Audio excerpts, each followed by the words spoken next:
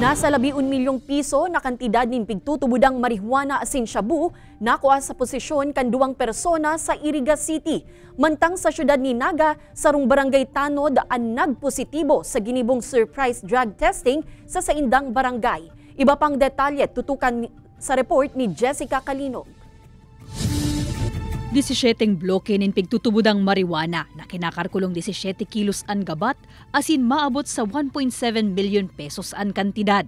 Igwa pa ni nasa 30 gramo nin pigtutubudang shabu. Inigabos ang nasamsam sa posesyon kan duwang drug personality sa ginibong buy-bust operation sa San Isidro, Iriga City.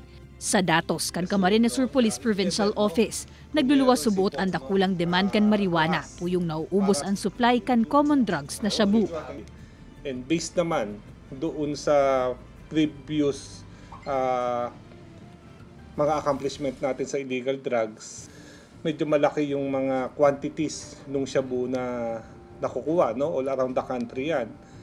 And itong marijuana, itong as of this time talagang pinag-aaralan natin bakit posible ba na magsiship na naman o kinukulang ba yung supply ng shabu.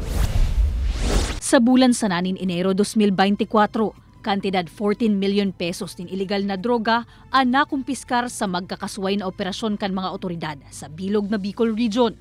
Sa datos kan PNP Bicol, 145 mga drug violator ang saindang naarestar sa 119 matrayumpong police operations katakod kan laban kontra illegal na droga. Sa Naga City, sarong barangay Tanod ang nagpositibo sa ginibong surprise drug test kan barangay San Francisco sa saindang mga opisyales asin empleyado. Sa ngunyan, suspendido ang Tanod na isa sa irarong pa sa confirmatory test. Garo natin tarampo dahil siya tanalok siya kan sa iyang mga barkada. So dahil mo lang niya ako inisip na bilang saro ka sa mga autoridad kang barangay, Tanod ka, dapat dahil kita na-imbilto sa mga sering. Mauot subuot kan barangay council na maging pangarugan sa saindang mga residente. Siring man na maprotehiran ang deklarasyon kan PIDEA sa saindang lugar, kumo saro sa mga drug-cleared barangay sa syudad.